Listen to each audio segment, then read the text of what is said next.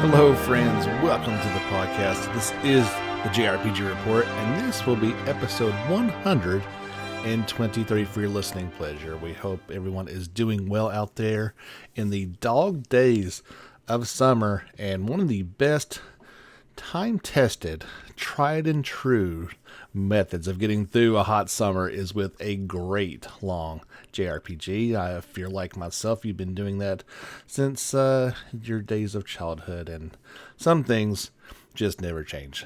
We've got an awesome podcast for you guys today with some really big stories, some kind of bombshells that came out of nowhere seemingly, and let's get right to it in a week that I could have went either way on the lead. I went with my heart and I went with my gut, and the Nintendo Direct Mini presentation, I believe that's what they're calling this, Direct Mini.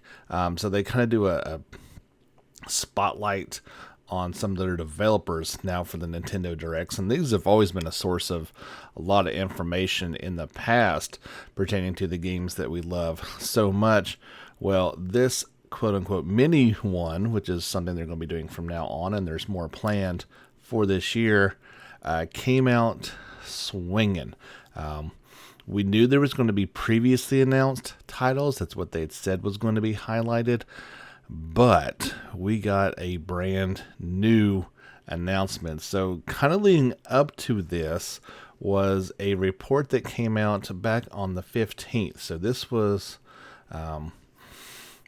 last week, saying that Atelier Ryza 2 Lost Legends and the Secret Fairy had been rated in Japan. So that's, the boards that they released to, and then for upcoming approval. And it was one of those things, like you take it with a grain of salt. Sometimes these things are fairly accurate. Most of the time they're at least accurate in the fact that this is something that's happening. If they have a release window, that can sometimes be a bit skewed. It turned out this one was absolutely correct. And this game is coming, and it's probably coming sooner than you would expect. There was a release trailer for that, a little bit over a minute long. Did show off some gameplay, showed Ryza in a brand new large city, so I guess she makes it over to the mainland for this adventure. It makes sense. They kind of explored everything they could with the island, so makes sense to take this one to the mainland, and it's coming this winter worldwide. So that could mean it slips into 2020. It could, I would dare say, if you're being more realistic, it's going to be into 2021, right after the new year. There was of course, the trailer went along with it. The website has been created for it and will go live on July 29th. Of course, all this is in Japanese, as the trailer is as well. And if you played the first one, it's in Japanese with English subtitles. I don't expect that to change either. So here is the overview of the game. It's not much to it. Atelier Ryza 2 Lost Legends and the Secret Fairy is a direct sequel to the best-selling Atelier Ryza Everdarkness and the Secret Hideout, a worldwide smash hit that has already shipped over 420,000 copies to date. In this latest entry in the Atelier series, Ryza makes her triumphant return as a protagonist, making franchise history as the first character to take on the hero role in 2 successive titles. And that is kind of a big deal. The Atelier games come out in trilogies and in a setting, in a place, but it almost always has different characters for each one of those. And I believe that due to her popularity, we're going to actually get a Ryza trilogy. I don't see them stopping at just 2. I see this being drawn out into 3 games, and why not? It was an excellent game. I played quite a few Atelier titles, and this one was the best one, so it made pure sense that this is the route that they were going to take with it. In the trailer, it did show at least one other returning party member, and you'll have to forgive me, her name escapes me, but she's the friend of Ryza in the first one, and you'll know it once you see it. Very excited for this one. I hope it makes it out, that there's not some sort of delay. Gus does try to do at least one game a year, but you know, Fairy Tail is coming out here in just a week, so they don't necessarily have to make this in 2020. I dare say this is going to slip until 2021, but it is looking promising, and we'll give you more information about this as it comes out. The other big, huge announcements from the Nintendo Direct Mini that I could have led with, and I'll be honest, one of the reasons why I didn't is because we didn't get any information about it. But we do know that Shin Megami Tetsui V is still a thing. It is not dead in the water. I'll tell you, I was getting to the point where I wasn't quite sure if this game was ever going to come out, and it is planned to come out for the Switch in 2021 as a simultaneous global release. Publisher Atlus announced they showed off a new trailer for the game. It is looking very promising. Here is the overview. The next numbered entry in Atlus's beloved Shin Megami Tetsui series is coming exclusively to Nintendo Switch. In this epic role-playing game, order itself has crumbled and chaos reigns over all. And they also say it will have a simultaneous release on the Switch in 2021, kind of putting also to bed the idea that this game is going to launch on something other than Switch. At least initially, it will be Switch only. Could it come to another system in the future? That's certainly plausible, but I'm glad that they are doing this one as simultaneous. That seems to be the trend here lately. That it used to always be Japan would get these games 6 months to a year beforehand, and then a worldwide release later. I like the simultaneous idea. I'd rather wait a little bit longer and everybody get it at the same time. Well, we'll see how that seems to change. But yeah, big announcement. Fans of this series have been patiently waiting for information. You can check out the announcement trailer over on our YouTube channel. It's got that on there, as well as the Ryza trailer, of course, and every other trailer that we talk about today. That Direct Mini wasn't done there, though. Perhaps even a bigger surprise, and something that everybody's going to be playing here, well, sooner than Part 5, is Atlus announced that there is a HD remastered for Shin Megami Tetsui 3 Nocturne. HD remastered will come out for PlayStation 4 and Switch. It will launch October 29th in Japan and spring 2021 worldwide. Forgive me as I butcher some of these names, I'm sure, but it is based on Shin Megami Tensei 3 Nocturne Maniac's Chronicle Edition. That was the Japanese version. It was just called Nocturne here in the US. And it features Raidou Kuzahara, the 14th from the Devil Summoner Raidou Kunza series, as a replacement for Dante from the Devil May Cry series. This game is these series are just insane. The remaster features improved graphics and gameplay, voiced event scenes which can be switched on or off, normal and hard difficulty settings, plus the release of a merciful difficulty setting as free downloadable content. The standard edition of this game is going to cost about 6,000 yen, so it's going to be a budget title. That's always a good thing. It's been a while. They said it's been 17 years since the original release of the game, so now players worldwide can experience this one in HD. Of course, there was a trailer to go along with that. Looks pretty cool. Also on YouTube channel, I have a slightly longer, about a minute and a half to 2 minutes longer trailer for this one that they got over there, obviously in Japanese, but it definitely shows off quite a bit more. So if you head over to YouTube, you can see 2 trailers for Shin Megami Tetsui 3. It is because there's a Japanese longer one that you can check out. So yeah, that was all the fun from the Nintendo Direct Mini. Like I said, they're going to spotlight different developers, and each one of these are going to be shorter. The entire presentation was just over 10 minutes long. They are planning more of those. And this year, as the Switch is seemingly getting towards the end of its lifespan, you do have the Breath of the Wild sequel coming out, but I actually believe there's no other Nintendo titles that's been officially announced for it. Lots of rumors of possible games coming out, so they're tending to focus more on third-party support for the system. I'm not saying it's dead. There certainly will still be plenty of support for it, but in terms of shelf life, maybe it's getting towards the end of it. And, until I hear more Nintendo announced games, that's what I'm going to assume. But that doesn't mean we can't have plenty more good games come out for it from other developers like Bravely Default 2 and others. So we'll have plenty of things to cover, and I will bring them to you as they do. Another kind of announcement that I wasn't expecting, we talked about the demo for Christ Tales being available on PC via Steam. Well, it was just announced the other day that, hey, you can play this one on your consoles now as well. The demo is available for PlayStation 4, Xbox One, and Switch. Publisher Modus Games announced. I got a chance to download and actually check it out last night. You can see my entire, a little bit over an hour of gameplay.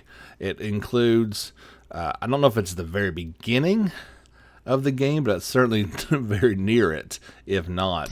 And then there's a Coliseum that you can check out. So I played through that entire thing. I've got that video up over on YouTube if you just want to check it out instead, if you don't want to play it for yourself. It was pretty much exactly what I was expecting it to be. I walked away feeling even more excited about the game than I was before. It has some pretty cool elements, like the past, present, and future element isn't thrown in your face and it's like, oh, this is the be-all, end-all. It is incorporated pretty wisely into the gameplay. There's some elements of trying to help the town and perhaps prevent a dark fate to befall it. It works pretty well in combat as well. So I actually, and it works both ways, as I found out at one point in time. And it's kind of left up to you to figure this out. So let's say you've got your standard, goblin enemy that you're facing off against. They did highlight this before. If you poison it, which Wilhelm has that ability to poison the enemies, once it is inflicted, then you would throw it into the future so that all that poison damage adds up, and you can get a pretty big hit on it, if not kill it completely outright. You could also say, if you've got what appears to be a very strong looking goblin, you could throw it into the past to make it a lesser version of itself. That would help out quite a bit. I did this by accident, though. It was actually an old goblin. Like, he was like a little old man goblin, had his little beard and everything. And so I just I'll just throw him into the past, not even really paying attention. And what happens is he turns back into his former, kind of buffed up self. So that was an unintended consequence of it, and I quickly changed that. But the mechanic works very well. It definitely is inspired by something like Paper Mario 1000 Year Door, with its timed button attacks. You get an added bonus if you hit for the PlayStation 4, if you hit the X as you are landing a strike, you'll get an additional strike and some damage bonus. And as enemies hit you, you are encouraged to do that to mitigate damage. And especially in the case of the Coliseum, it is vital. Attacks on average will do double at least if you do not time that well. And with certain characters, you can The one character, oh my gosh, what's his name? He has a shield, so he can pretty much negate the damage down to next to null if timed correctly, and you will need that. There's 8 levels in the Coliseum. I got to level 6 before I was worn out. Couldn't go any further. But yeah, definitely impressed with the demo. If you want to check it out, you should do so as well. And let me know if you like it or not. Like I said, I walked away impressed, and I'm looking forward to this one coming out on November 17th.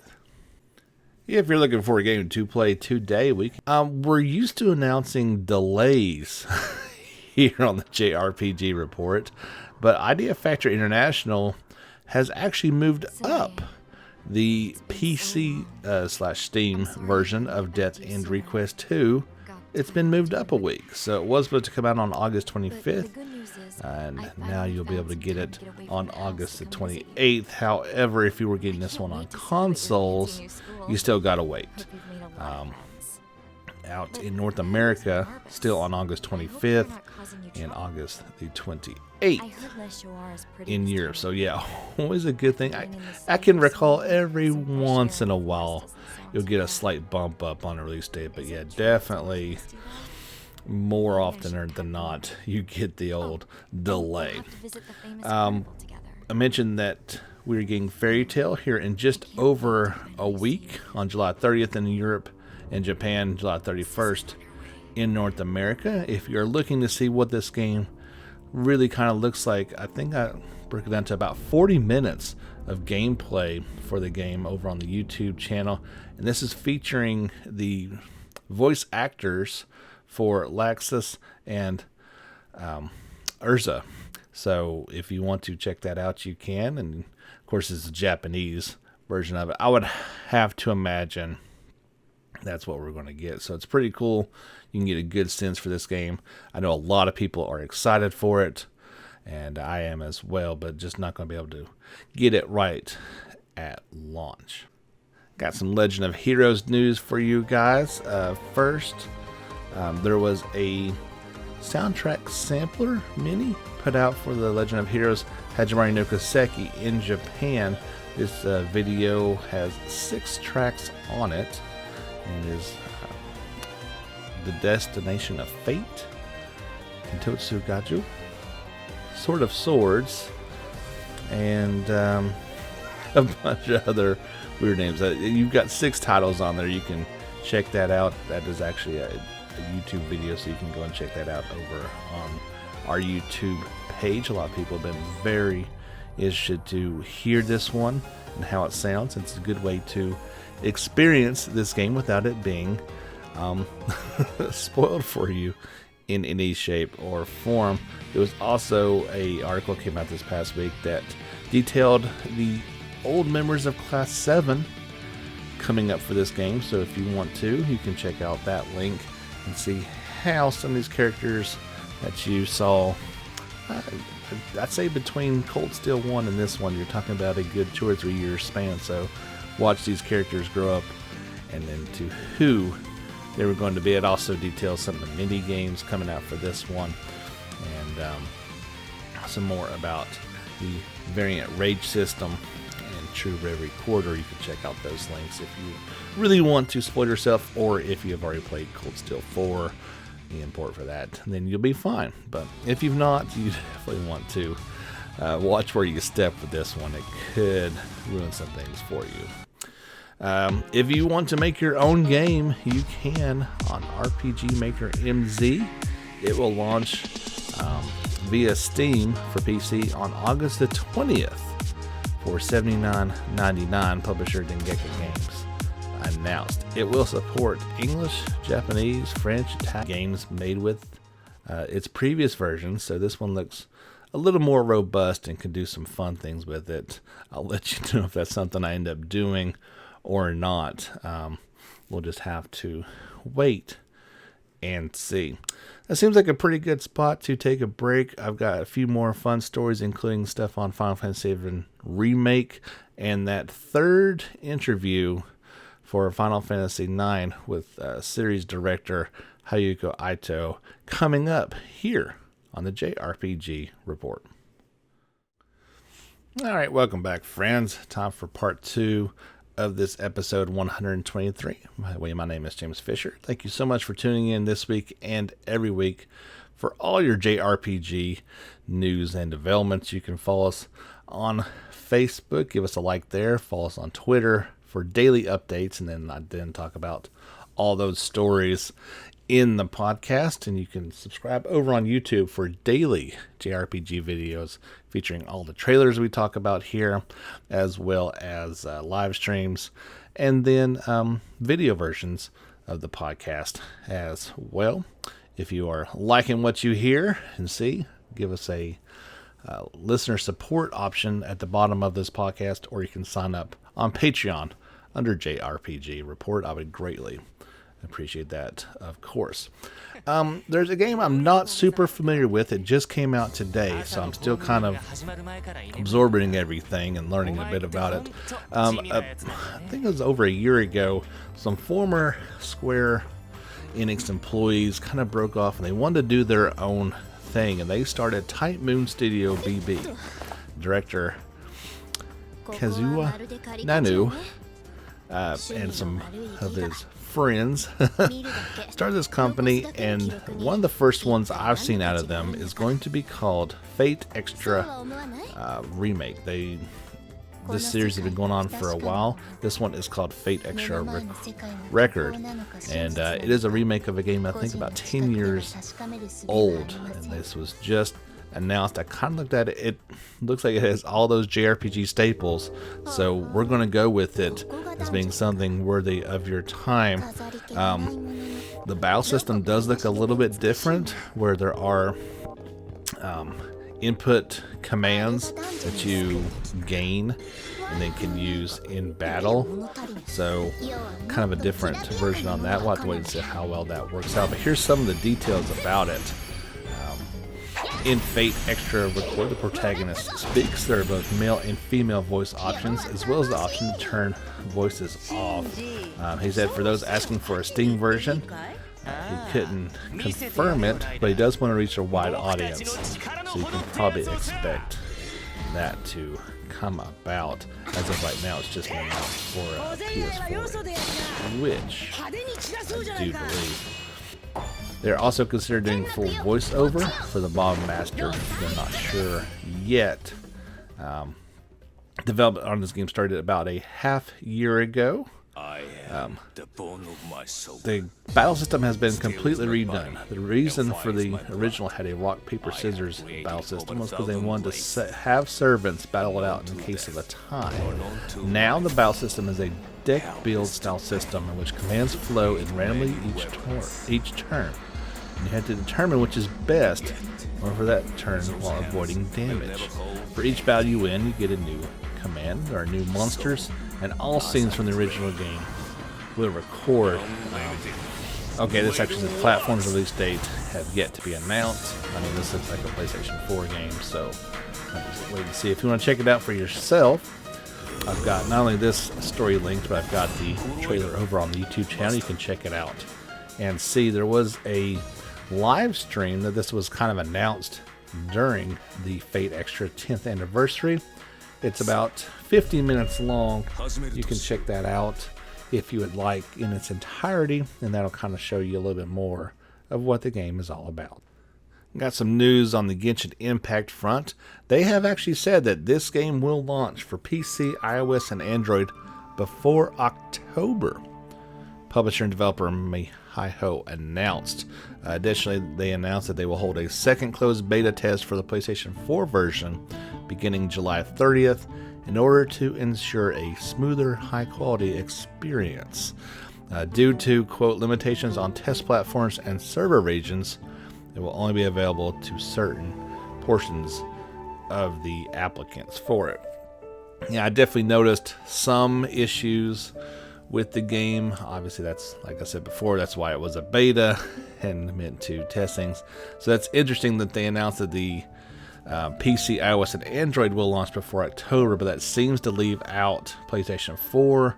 Of course, there is a Switch version also planned, but there is no release window yet set for that. So It could be this one's kind of rolled out in segments, but I'll keep you updated as I hear. Of course, I guess if this second closed beta goes well, then they can add PS4 to it. We shall just have to wait and see about that. Coming up on August the 19th will be the 10th anniversary of the Neptunia series. This is the 10th birthday of Hybrid Dementia Neptunia series. And on that date of August the 29th, there will be a special live stream digital event upcoming. And they'll share that with you guys as it is more upcoming. Seems like it could be a good celebration, possibly even have some announcements about some things coming up soon as well. Also upcoming, actually it starts today. I guess this would be about the time when normally we would have the San Diego Comic-Con, but it is a digital online event this season. And there will be some pretty cool swag available for Persona fans. There are 3 Persona 5 shirts that you can check out and possibly acquire. Let's see, who has got on there? One's got Joker and Arsine on it. The other one's got Oracle and the Nemenecron on it. And the last has Panther and Carmen. So the Persona users and their personas on those black t-shirts, they look awesome. There will also be some Persona 5 pins featuring Morgana. I see 4 of them up on there for Udon pins. There's also some Persona 4 limited edition mystery puzzle pin sets that could be available if you are lucky enough to score those, assuming before they check out. So you'll want to check out the official website. I've got that linked for you guys on Facebook, but if you don't have time for that, just Google San Diego Comic-Con and they should have that website linked for you guys to check out. Got some Final Fantasy VII Remake news to pass along to you guys, then we'll get to that last interview. First of all, there has been some surveys floated out there that they want to get your feedback on Final Fantasy VII Remake. This one is about the battle system. Don't get too excited though, as it's more of a surface level survey, kind of like what you like best sort of thing. You can check that out in the Final Fantasy Portal app until July 31st. But there is already some ramblings and news about Remake Part 2. This comes from the latest issue of Weekly Famitsu. It has a 15-page interview with the development team, but we'll break down just some of the key bits from that. First, from director Nomura, he says, "I fully understand the importance of releasing a continuation soon. We want to deliver as quick as possible. We've grasped where the level of quality should be this time too." He says soon. We've got a system change upcoming. Like I said before, I don't see this one for another 2 years, and I think that may be optimistic. He says, "For the next game, we plan to release something with even greater quality and even more enjoyable than the first game as quickly as possible. When we announce the next game, we hope to also make our future plans clear." So that's kind of good news. I think maybe they'll try to lay out a roadmap. Obviously, when this one gets closer to release, we'll know how far this one's coming along, and they can make a better guesstimation as to if this is going to be just a 3-part trilogy or perhaps something bigger and better. He says, regarding Jessie's popularity, "I never imagined she would be this popular." And this is an interesting thing. They said, "As for the hand massages in Walmart, if we did anything risky in that town, the rating would have likely gone up." So that was probably the most that they could do. It was already pushing M with the language involved and some of the violence. There's alcohol in it too, so if they did anything overly sexualized, even though they still did plenty in terms of kind of pushing that, but if they would have implied anything kind of at this massage parlor, I think it would have pushed up to M for sure. He says the whispers could be seen because you made contact with Aerith. How long was Aerith able to see them? That's a question I cannot answer just yet. The producer Tase says the story of a new Final Fantasy VII is only just beginning. Co-director Hamaguchi says development on the next game has already begun and we're hard at work. You'll be waiting a little while, but please look forward to it.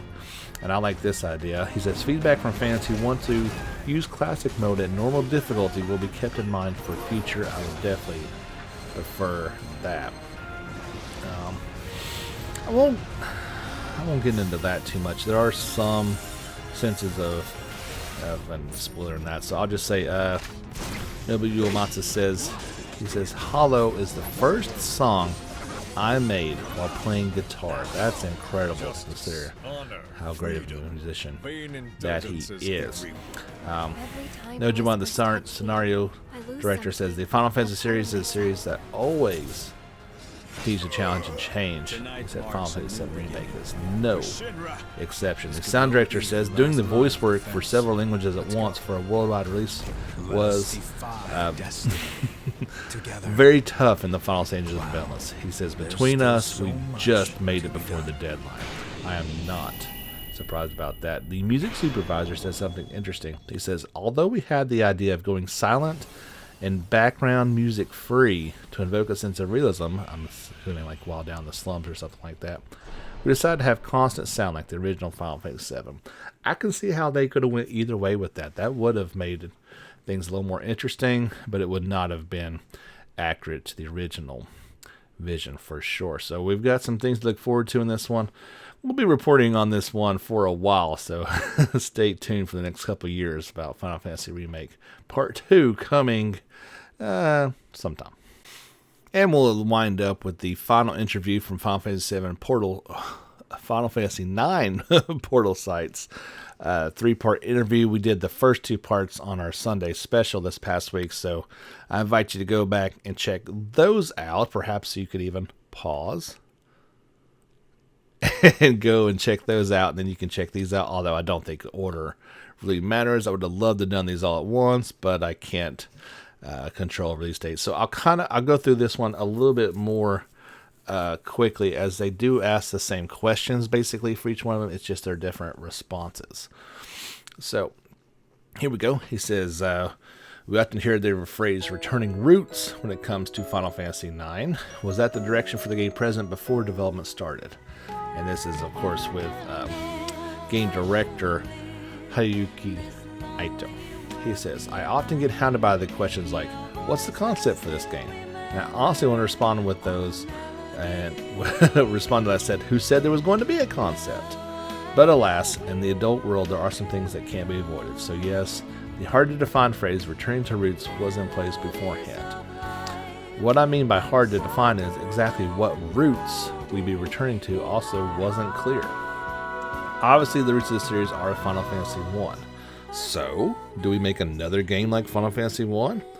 Or do we try and recall the feelings from when Final Fantasy I was originally under development, essentially going back to our roots as game creators? Or do we appeal to a nostalgia crowd, making a title that feels like the games that we love from our past? It's not anything specific for one of those things, and on top of that, every developer has their own feelings about their work. He says, however, it does feel like over time, without any one specific intention, those words ended up permeating the mindset we had during the game creation, the concepts in the game, and the character of the product itself.